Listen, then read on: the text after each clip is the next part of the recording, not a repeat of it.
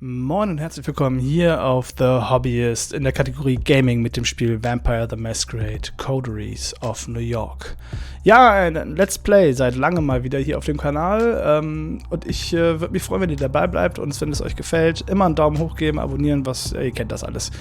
Deswegen gar nicht viel Umschweife, fangen wir direkt an mit Folge 1. So, legen wir los mit Vampire the Masquerade Coteries of New York. Allen voran finde ich dieses Menü auch schon mal sehr gelungen hier. Wir werden ein neues Spiel starten und ihr werdet euch sicherlich gleich wundern, was ist denn jetzt los? Nämlich, ich habe hier schon zwei. Und das liegt daran, dass ich diese Folge hier aufnehme, nachdem ich schon 6 Nächte mit Stevie verbracht habe. Wir werden auch gleich wieder mit Stevie anfangen. Nur die ersten 3 Folgen dieser Serie waren von Audioqualität so schlecht, dass ich entschieden habe, sie nochmal aufzunehmen. Und das seht ihr hier.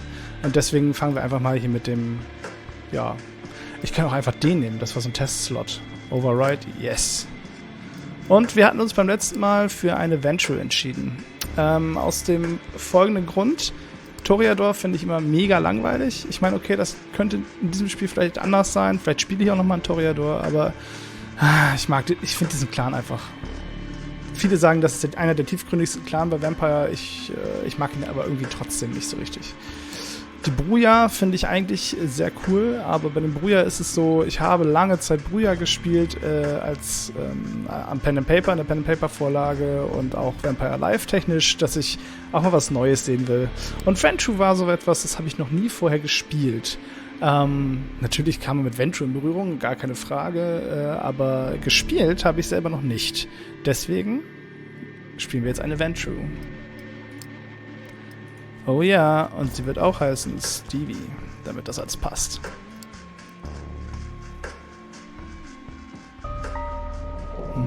Ein mysteriöser Fremder. Fragezeichen. New York taught me to believe in fate.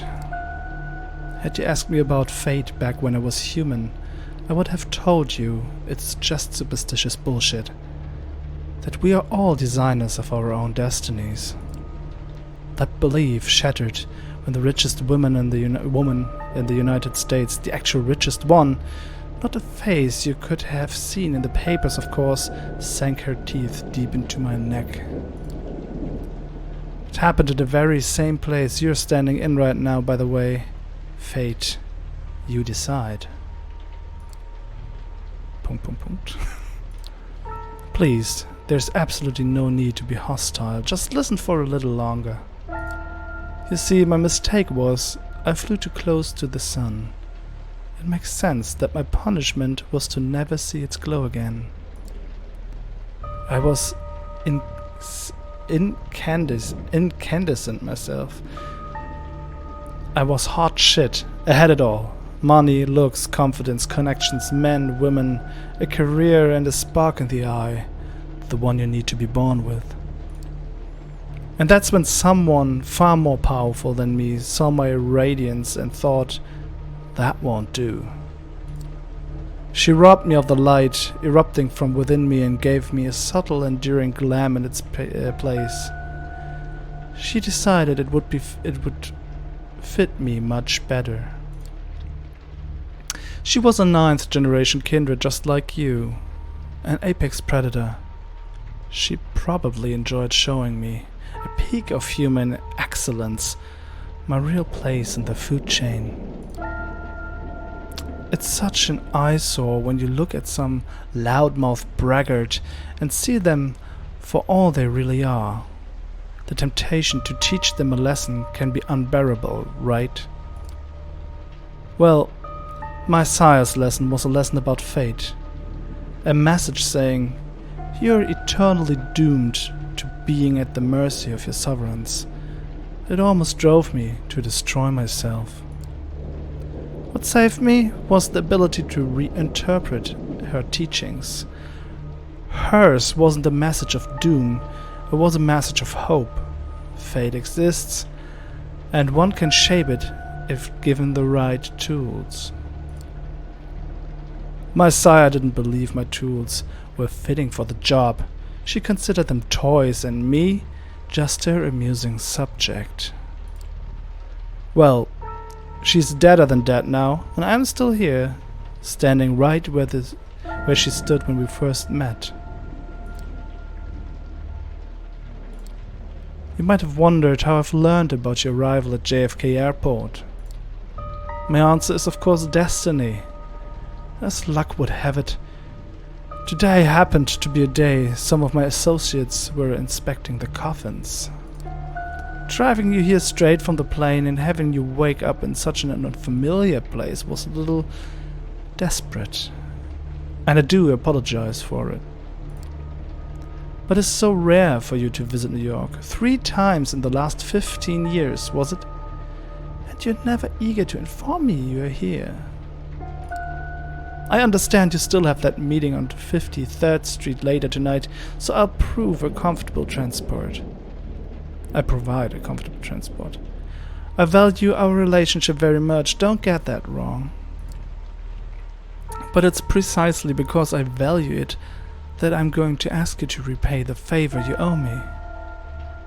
You're the only one I trust to do the job well and without attracting attention. You might think I'm crazy asking you to breach the rules of our society like this. You might think you won't get away with it unpunished. But this is New York, and I don't know about other cities, but in this one, fate really exists. And right now, it's smiling in your favor. This is how it begins. Your phone rings. It's your boss. Again. The setting sun that filled your high-rise office an hour ago is gone. The city looks like an ocean of light from up here, spreading for miles to the north. You pick up. You were about to call it a day, forget about the world of fintech, and decompress at home. No dice. One of the investors wants to meet you. His voice, as always, the perfect mix of authority and sleaze. He'll come by your office in an hour. You look at the clock. An hour? He's got to be kidding. Yeah, I know, but stick around. He's a heavyweight. You'll want to make a good impression. Fine. You grit your teeth a little. The boss hangs up. 2 hours. Might as well pour another coffee into yourself and figure out how the best use this to your advantage. You suspect everyone knows that no, you're actually not happy with your current position, that in fact you feel squished against the glass ceiling that comes with the territory. Sure, your idiot superior might have gotten the job only because he's the CEO golfing buddy, but you?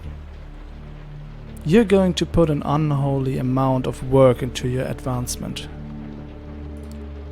Times where you'd laugh off the idea of staying at the office until 9 p.m. You had a partner to go home to, the nightly Netflix and chill ritual to perform, complete with pizza or Chinese takeout. Ever since you moved up the ladder, though, your hours have only got longer. Food? Mostly at the company cafeteria, sometimes takeout, always in a rush. You praise the heavens for your crazy metabolism and dread the day it finally decides to give up. Rest? At this point, the cleaning lady who takes care of your apartment probably spends more time in your bedroom than you do. You flash back to your boss quoting Shakespeare to impress his new, extremely attractive and uncomfortably young secretary. For some must watch while some must sleep, so runs the world away. Drinks? Mostly with colleagues, and they all pretty much hate you at this point. Another flashback, this time to the most profitable quarter in the company's history. Still, the board decided that layoffs were in order. Your boss didn't feel like letting people know in person, so he passed the privilege on to you. Gotta hand it to him, he always knew how to pick his battles. But maybe, just maybe, tonight is the night it's all going to change. Und wir wissen alle, dass das passiert. You decide to play the good looks angle. Nothing too slutty. You leave your blouse slightly unbuttoned, check if your ass looks as good as you remembered in your pencil skirt. Mirror says yes. It's not something you're proud of, but you've become too jaded to care. Knowing your luck, the investor is going to be one of two types. A self-obsessed Musk wannabe in his 20s or a fat old pervert drenched in cologne. You hear the elevator ding. Time to get this show on the road. You take one final look in the mirror and fix your hair as the footsteps echo across the empty hallway.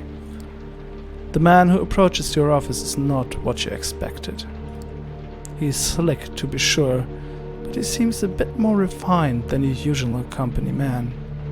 Expensive suit, matching tie and shirt, confident in his stride, surprisingly good looking. Oh yeah. Naja. Good evening. I hope this unforeseen visit isn't too much of an inconvenience. God, that voice. You're taken aback by how smooth and strong it is, and his eyes steel blue, cold, intense. He's all business, professional, treats you in a manner that's appropriate to your stature. When he speaks, he actually looks you in the eye and not at your cleavage. He asks some questions about your work, tells you how he noticed your input after talking to the CEO, another golfing buddy, and comes charming close to calling your boss an incompetent doofus. All the while, you try to guess his accent, but can't quite place it. European, sure, but where from? I know I've kept you long enough, but would you indulge me and join me for a drink? Of course, for a minute there it seemed like he wasn't that kind of guy. But what the hell, you go with it. He seems nice enough. Besides, it's not like you have other plans. Eine schöne Umgebung. The investor has a limo waiting downstairs and the driver takes you to a high-end restaurant in Williamsburg. A seat is waiting for you in the deluxe lounge. It's just the two of you. You talk about this and that. Your companion seems to have a knack for history. So tell me, what would you do if you had a full control of the company? You almost choke on your wine. This is your chance. You say what's been on your mind for months, but hide it behind a veneer of professional corpobabble. Refocusing. Listening to your instincts for once. Restructuring. Kicking out your boss. Aggressively pursuing new markets. Getting the hell away from these horrible people. He likes the sound of that. He leans forward. His eyes flash with intensity and something else. A strange emotion that wasn't there before. You'll do just fine. His words echo inside your head as you black out. You wake up. God only knows how much later. As you try to piece together what happened, you hear a familiar voice, the investor or whoever the hell he is talking to someone. You suddenly recall snippets, fragmented memories, his sapphire eyes intently locked with yours, his teeth suddenly longer and sharper. And something else, a feeling on your neck that takes you back to your last orgasm, a company trip to Florida, a sweaty room, the cutie from HR who doesn't work here anymore, and then darkness.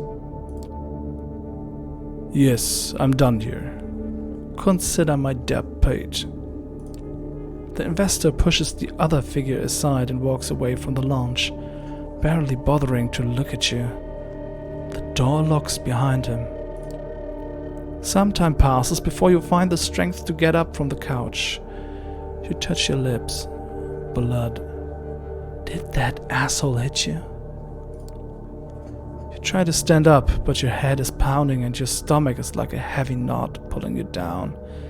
You didn't have that much to drink. You must have spiked your wine. This is bad. You frantically check your clothes. Pristine. Doesn't make any sense. All of a sudden, a feeling hits you unlike anything else you've ever felt before. You fall to the floor, writhing in an all-encompassing pain and hunger. The kind that makes your insides burn, that cannot be denied. You try to calm yourself down with a breathing exercise they taught you in some bullshit mindfulness course. That's when it hits you. You're not breathing. And holy shit, should your heart be jumping out of your chest with that realization? But it's not moving, not even a beat. The door unlocks. You hear a startled voice. A young man in a waiter's outfit, his accent thick with an Eastern European harshness, leans over and asks if you're alright. For a brief moment you wonder what the hell he's doing here. Everything is wrong. Then his smell reaches your nostrils. It's intoxicating. Everything feels right again. He holds out his arm to help you stand up. You grab it firmly with both hands, and then you bite down. You sink your teeth right next to the old school pin-up tattoo of Rita Hayworth on his forearm. It takes you a moment to process what you're doing. A part of you wants to break away, but a stronger voice implores you to keep drinking. One thing becomes clear: you're definitely enjoying this. He only struggles a little and quickly falls to his knees. You can see his eyes now, pale blue and confused. You only bring yourself to let him go once he collapses onto the floor. Your bite leaves a mess of his forearm. Poor Rita, all bloodied, missing half a face. Did you just drink this guy's blood?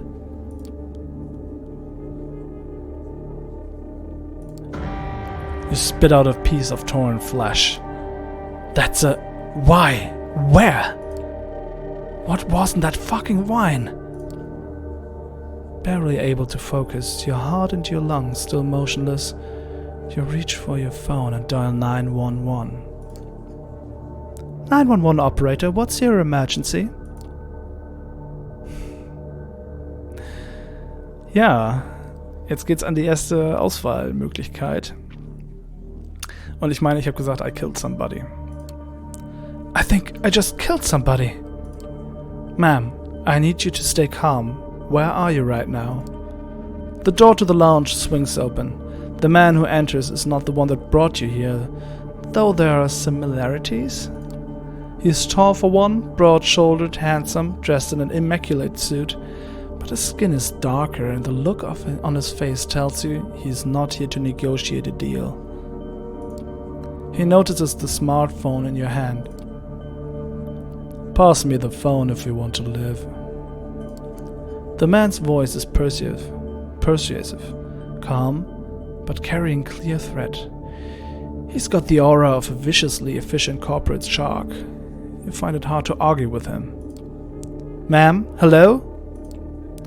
I apologize for wasting your time. My new colleague got drunk and is now trying to impress everyone with her antics. Good night. He disconnects the call and places your phone in his pocket. For whatever reason, you can barely take your eyes off the stranger, as hypnotizing as his presence is, though it is also highly discomforting. Good evening, miss. I'm here to pick you up. Call an ambulance. Habe ich nach Who Are You gefragt? Pick me up oder... Ich glaube, ich habe nach Who Are You gefragt. Who are you? I'm your guide through this perilous night.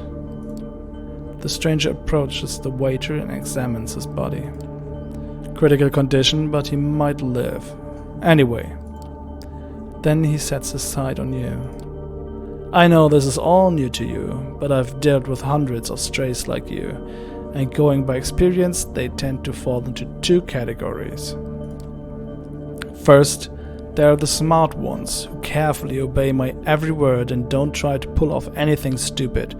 I always get them where they need to be, safe and sound.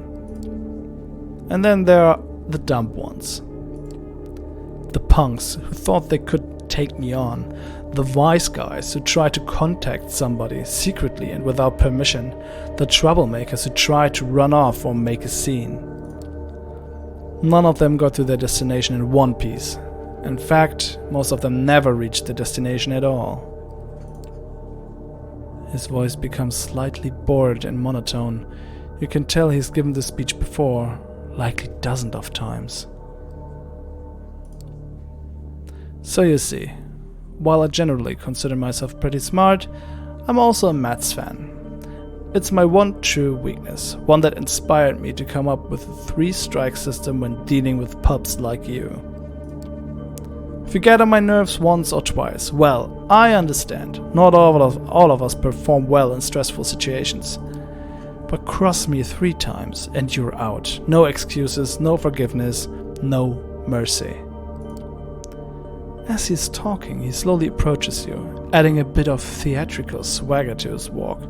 Eventually, he leans in, deliberately invading your personal space. You realize it's a test. He's daring you to do something about it. 3 strikes and you're out. Say, "I understand, sir," now. Every atom of your being screams for you to obey his authority.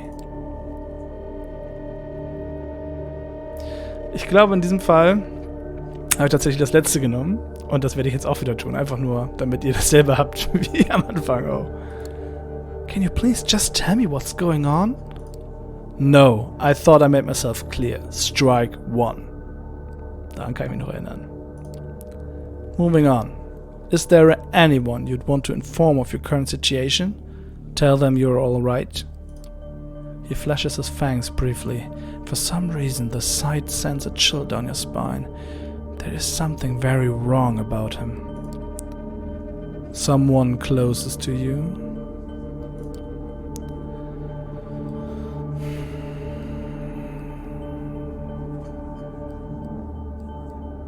Ich meine, ich habe my boss gesagt. My boss, I suppose. The stranger squints at you. Forgive me, but am I to assume your relationship is more than professional? You immediately give him a piercing glare. No, God, no. Me and that pig? Don't be ridiculous. Ugh. You said he was the closest person to you. You asked me if I have anyone I'd like to tell I'm alright. The answer is yes, people at my office. I don't want to lose my job, so I'd prefer to let them know I just go off on a bender. No family, no lover, no friends. Your blank stare tells him the whole story. He immediately stops prying and gives you something worse than a look of pity, a look of honest compassion. Well, that makes things simpler, but let me be crystal clear just in case. From this point on, you are subject to different laws than the ones you grew up under, and you'll be watched by many eyes to ensure these laws are respected. You are forbidden from letting anyone know you're still alive. You are forbidden from showing your face anywhere they know you. If anyone comes looking for you, it's over for both of you and them. That practiced tone again. You put on your poker face and listen in silence. So unless you want your boss to end up at the bottom of the Hudson, I'd suggest you cooperate. Don't tempt me. He smiles, revealing his fangs again. There's something absolutely sickening about it. Suddenly you feel overwhelmed by a sense of exhaustion. You pass out. When you regain your senses, you find yourself in the stranger's arms. The man is holding you as you would a spouse who's had a little too much to drink. You try to break free, but he holds you close and gives you a cautioning look. Only when you keys you're struggling does he let you go. Only now do you notice the change in scenery. You find yourself in a fancy lobby right next to the elevator. The place is virtually empty, save for a single concierge and some cleaning staff. Your companion gestures at the concierge as you pass, and he picks up the phone. The elevator arrives, the door opens, and the man motions towards the cabin. After you.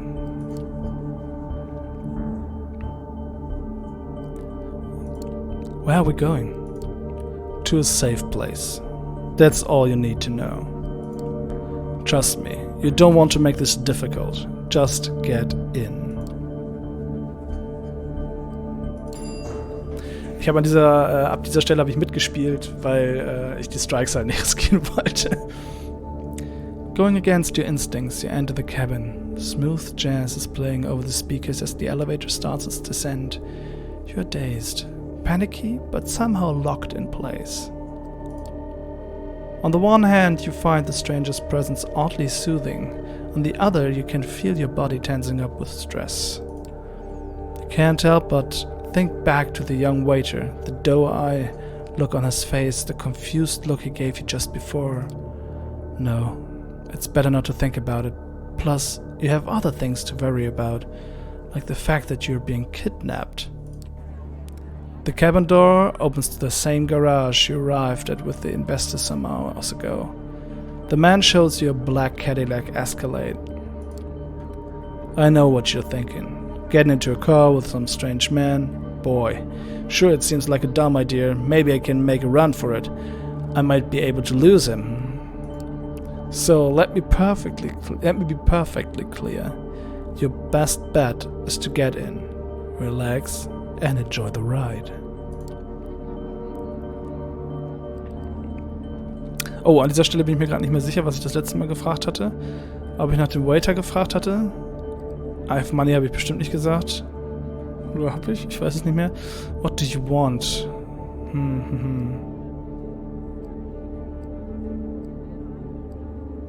Ich glaube, ich habe nach dem Waiter gefragt. Do you think that the waiter upstairs, is he going to be alright? Yes. You look him in the eye and can immediately tell he's lying. Ich glaube, das war auch die Antwort, die ich gegeben hatte. No more questions. Get in the car, please. Get in the car. It seems like the worst idea ever, but the man's made it very clear that you have no choice in the matter. Are you going to tell me what's your name? Habe ich, glaube ich, gefragt. Can I at least know your name? You'll know it when the time is right.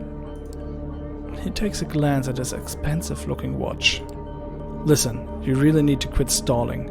We're on a bit of a schedule here. The sun comes up in about 2 hours, and I don't intend to be here when it does. Okay, jetzt weiß ich gerade wirklich nicht mehr, was ich gefragt hatte. To schedule the sun. Okay, ich habe eine Schedule gefragt. Schedule? What schedule? The kind that keeps you alive to see another night. He opens the car door and gestures towards it. You see no point in delaying the inevitable, so you get in. The door locks behind you. The Cadillac is almost entirely dark. The side windows seem light-proof. The man gets into the driver's seat, starts the engine and drives away without another word. Is this a joke? Did I die? How am I alive?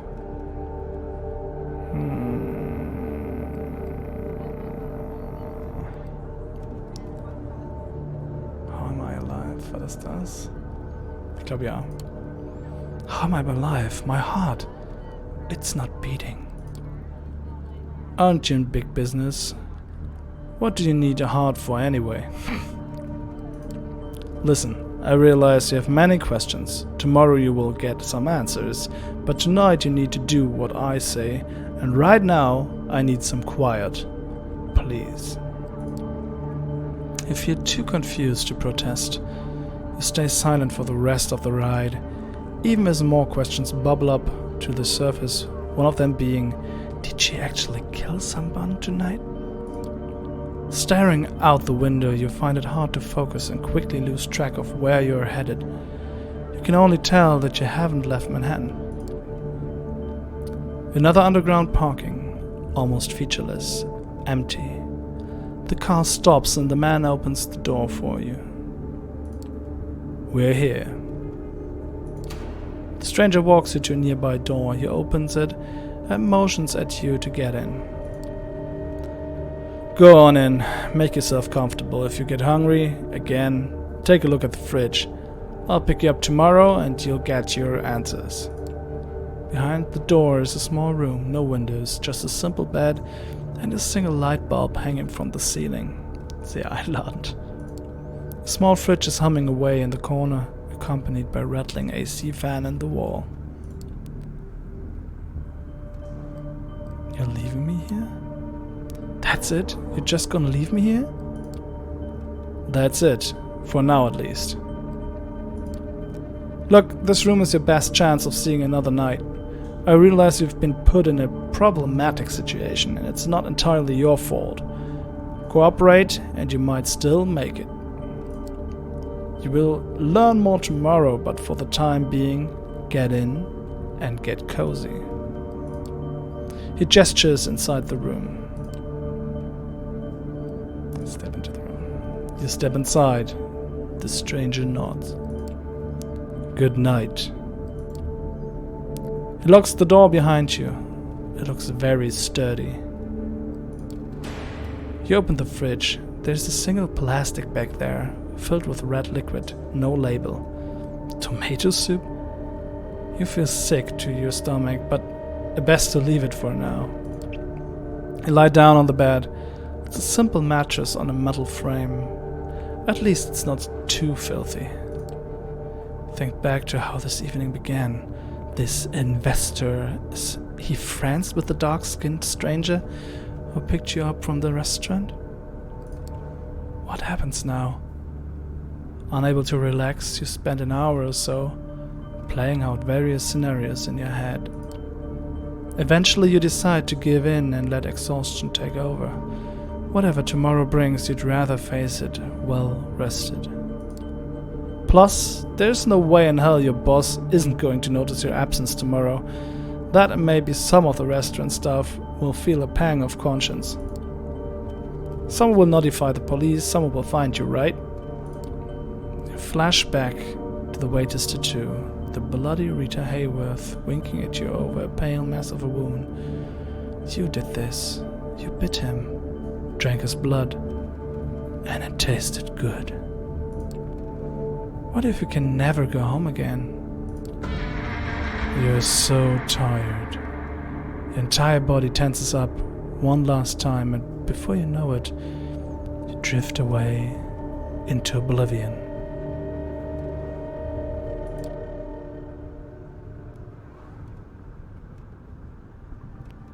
You wake up.